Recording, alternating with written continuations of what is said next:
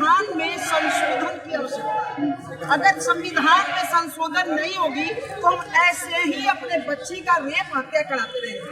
5 साल के बच्ची से रेप, उसके बाद बेल कैसे? क्या कहीं ना कहीं लचर संविधान और लचर कानून हमारे बच्ची का रेपिस्ट नहीं है? कितना बढ़िया काम किया है ना उसने छोटी बच्ची के साथ रेप करके कि 10,000 लोग उसके जनाजे में आए। ठीक है ना, जो ऐसा कर रहा तो हम क्यों 10 इंतजार कर रहे हैं न्याय वाली भीड़? इससे कुछ नहीं हो। घटना हो जा रही है और उसके बाद अपराधी छूट जाएगा, अपराधी सरेआम घूमेगा। अरे उसको तो उसी गली में कुत्तों की मौत मारना चाहिए था, अगली गली नहीं पार करनी चाहिए थी। ये उसका समाधान, ये समाधान नहीं है केवल कुछ लोग इकट्ठा हो गए। ये ठीक है, आक्रोश है। मस्जिद है, मदरसा है, ये रेप का अड्डा जब तक बंद नहीं होता है। रमजान का पाक महीना यानी हिंदुओं के लिए आफत का। मदरसों से, मस्जिदों से इस प्रकार की शिक्षा नहीं खत्म की जाएगी तब तक आप इसको रोक नहीं पाएंगे। और इसका इलाज जो है वो वही है, योगी स्टाइल में सबको घसीटो, उल्टा लटकाओ, नीम का धुआं सुलगाओ। ये जो लड़ाई है, ये लड़ाई व्यक्ति के खिलाफ नहीं, एक अपराधी के खिलाफ नहीं, ये लड़ाई पूरी मानसिकता के खिलाफ है। जब तक ये मानसिकता इस धरती पर रहेगी तब तक ये आतंकवाद, बलात्कार, डकैती, इस प्रकार की घटनाएं होती रहेंगी। आप लोग आज पांडव नगर आए हुए हैं गुड़िया को न्याय दिलाने के लिए। हमारी कानून व्यवस्था में क्या होता है ना, कभी कभी न्याय मिलने में बहुत लेट हो जाता है। 4 साल की बच्ची है, न्याय मिलते मिलते 18 साल की हो जाएगी। इसके ऊपर आपको क्या कहना है? देखिए, मैं कहती हूँ, मेरा मत जो ये अंग्रेजों द्वारा बनाया हुआ जो सिस्टम है पुलिसिया, ये बहुत गलत है। एक दूसरा में बार बार विगत 8 साल से मैं लगातार मांग कर रही हूँ जो संविधान में संशोधन की आवश्यकता है। अगर संविधान में संशोधन नहीं होगी तो हम ऐसे ही अपने बच्ची का रेप हत्या कराते रहेंगे। 5 साल के बच्ची से रेप, उसके बाद बेल कैसे? क्या कहीं ना कहीं लचर संविधान और लचर कानून हमारे बच्ची का रेपिस्ट नहीं है? रेप दो कई तरह से होता है, जो रेप किया, दूसरा जो कानून रेप किया उसको बेल मिली। 14 साल तक उसको चक्कर काट के जो उसके परिवार वालों को जो टॉर्चर करता है, उसका सबको घसीटो, उल्टा लटकाओ, नीम का धुआं सुलगाओ, तब जाके कहीं ना कहीं ये थमेगी। रमजान पाक का महीना, मैं कहती हूँ हिंदुओं के लिए आफत का महीना, उसके बाद रेप करके हत्या कर दे रहा है। पूरे भारत में हम देख रहे हैं और उसके जनाजे में हजारों संख्या में भी वही दो छोड़ दे रहे हैं ना। देश की सारी समस्याएं यही से। रेप का अड्डा जो आतंक, मस्जिद है, मदरसा है, ये रेप का अड्डा जब तक बंद नहीं होता है। रमजान का पाक महीना यानी हिंदुओं के लिए आफत का महीना। जैसे ही रमजान शुरू होगा 10 साल रुकाइए अपने बहू बेटी को बंद करके रखना होगा, नहीं तो नहीं रह पाएंगे। इसके लिए आप क्या कहना चाहेंगे? अपनी गलती है। अरे हमारे एक बात बताइए, छोटा सा बच्चा, हम उसे एक थप्पड़ मार देते हैं, वो पलट के हमें मारता है। हमारे बच्चे के साथ ये हो गया तो उसकी फिर सीखेगा ना कानून क्या होता है, बताइएगा, समझाइएगा, फिर पूछिएगा कि तुमने क्यों मारा, फिर बात करिए अभी हमसे क्यों बात कर रहे हैं। देखिए, जिस मारने वाले के में 10,000 लोग आए, कितना बढ़िया काम किया है ना उसने छोटी बच्ची के साथ रेप करके कि 10,000 लोग उसके जनाजे में आए। ठीक है ना, जो ऐसा कर रहा तो हम क्यों 10 इंतजार कर रहे हैं न्याय वाली भीड़? इससे कुछ नहीं हो। ये बात का काम है, जब जैसे ही आपके मोहल्ले में, आपके तो आपका कहने का 10,000 वो समाज एक ही मानसिकता के शिकार है वो सब। ये मुझे नहीं पता, मुझे तो ये पता है मेरे बच्चे के साथ हुआ। तुमने मुझे थप्पड़ मारा, मैं पलट कर यही तुम्हारे को थप्पड़ मारूंगी, और यदि मेरे हाथ लगा तो यही तुम्हारी। उसके बाद जो होगा देखेंगे, यही सोल्यूशन है और उसके अलावा कुछ नहीं। गाँव में हत्याकांड हुआ था तो उसके नमाजे जनाजे में 20,000 लोग इकट्ठा हुए थे। क्या लगता है आपको वो सारा लोग एक ही मानसिकता के ग्रसित हैं? निश्चित रूप से ये, अगर वो 20,000 लोग उस व्यक्ति को अपराधी मानते तो लोग नहीं जानते। अभी भी कोई अपराधी, आतंकवादी पकड़ा जाता है तो लोग उस घर रिश्ता खत्म कर लेते हैं, लेकिन उस जनाजे में आस पास के जिलों से भी लोग आए।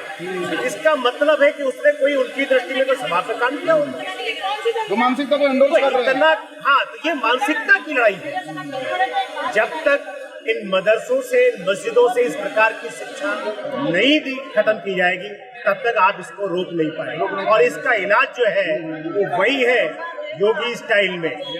योगी एकमात्र इलाज है इसका। एक ही इलाज है उसका, जैसे ही घटना की वैसे ही। अगर घटना करने वाले को ये पता हो इस घटना के बाद हम जिंदा नहीं रहेंगे, तो निश्चित रूप से वो करने से पहले 10 बार सोचे। उसको लगता है कि मैंने घटना कर दी, मैं अपने समाज का हीरो बन जाऊंगा, 20-50 वकील मेरे लिए खड़े हो जाएंगे, कानून की दलाली करके तो जमात उलमा हिंद है ना, ये सब चीजों के लिए जमात उलमा हिंद है ना, वकील फॉरवर्ड करने के लिए वो तो सबको दे देता है। सारे लोगों को यही काम कर रहा है वो।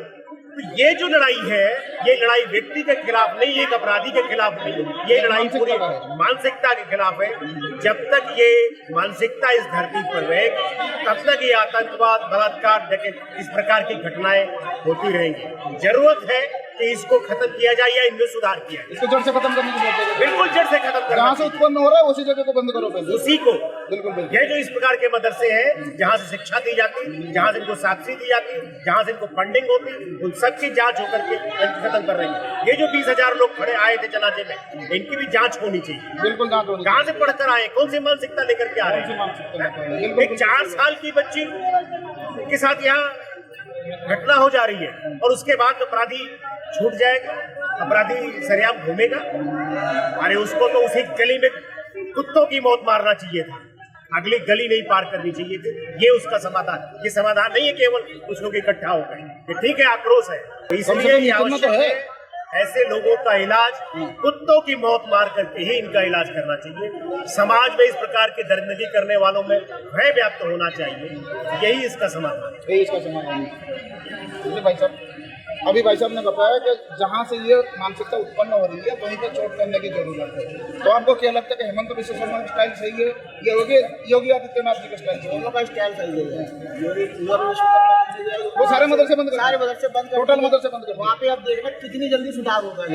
वही यूपी में चल रहा है, यूपी में रेगुलराइज कर रहे हैं, बंद नहीं कर रहे, रेगुलराइज कर रहे हैं। बहुत सारे बंद भी करते हैं जो अनऑथराइज थे, उनको फंडिंग होती थी बाहर से, जब आता उलादा करता था या फंडिंग इनको सबको जो बहुत सारे बंद भी हुए जो ऑथराइज होने थे, जो उनका रजिस्ट्रेशन वगैरह हुआ था उनको ऑथराइज कर। नहीं, जिनके कागज पत्र थे वो लेके आ गए, आपने रेगुलराइज कर दिया। जिनका कोई कागज पत्र नहीं था वो बंद हो गए, सारे बंद हो गए। और ये सारी मानसिकता इनको मदरसे से मिलती है, मदरसे में फंडिंग होती है। वो किताब से मिलती है, सारी किताब में लिखा हुआ है। किताबें इनकी है कि जहाँ दिखाई दे रहे हैं काफिर, और अगर जिस इलाके में तुम रह रहे हो वहाँ काफिर जा रहे हैं, उनसे दोस्ती बढ़ाओ, नहीं बढ़ाओ, उनको फिर धीरे धीरे मार दो। उनकी आसमानी किताबें ना उसी की शिक्षा है कि जहाँ काफिर दिखे मार दो। तो सरकार को मदरसे के ऊपर सबसे ज्यादा कार्रवाई करनी चाहिए ना। सबसे ज्यादा किताबें सबसे ज्यादा वही पढ़ाया जा रहा है, वही पढ़ाई जा रही है। आपको बोलना। मैं अभी जो आपने क्वेश्चन किया है इस सब के लिए मैं बोलूँगी कि जड़ कहाँ है। मैं आपको एग्जाम्पल के साथ बोलूँगी, अल्पसंख्यक जो है सिर्फ मुस्लिम नहीं है, सिख, जैन और पारसी, बहुत सारे लोग, यहूदी भी है हमारे देश में, यहूदी भी रहते हैं, बहुत सारी लिस्ट है जो सब अल्पसंख्यक में आते हैं। मैं जैन परिवार से हूँ, आभा जैन मेरा नाम है, वहीं का एग्जाम्पल दूंगी। दुनिया जानती है जैन स्कूल है, जैन कॉलेज है, जैन यूनिवर्सिटी है। जैन में सिर्फ जैन के बच्चे क्यों नहीं पढ़ते? हाँ, तुम्हारे मुसलमान के भी पढ़ेंगे, इसके भी पढ़ेंगे, उसके भी पढ़ेंगे, और उसके बाद जैन धर्म पढ़ाने की परमिशन नहीं है। समझिएगा, क्या कहते हैं, 1-8 घंटे पढ़ा लो तो अलग बात है, उसकी परमिशन नहीं है। ये सिखों के हैं तो थोड़ी सी गुरमुखी सिखा लेते हैं, उसमें भी सारे बच्चे पढ़ते हैं। तो भैया मुसलमानों वाली भी जो है, हम भी उर्दू सीख लेंगे, हम भी पढ़ लेंगे, हमें भी तुम एडमिशन दे दो।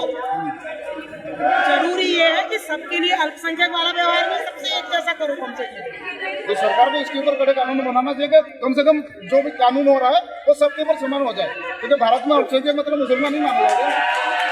आयोग भी उन्हीं का है, स्कूल भी उनका है। वो नहीं मान रहे से क्या मतलब है? ये तो कोई जवाब नहीं हुआ। मैं तभी इसीलिए तो बोला, कौन मान रहा है कौन नहीं मान रहा है क्या मतलब है? मेरे बच्चे को कोई एक थप्पड़ मार देता है तो मैं उससे जाकर के उसके बाल खींचना और उसका पता नहीं कितना जीना मुश्किल कर देती हूँ मोहल्ले में, उसमें तो कोई दिक्कत नहीं आती। अरे छोटी सी बच्ची का रेप कर दिया, मारा क्यों नहीं हाथ क्या तो उसको जान से? ये है समस्या।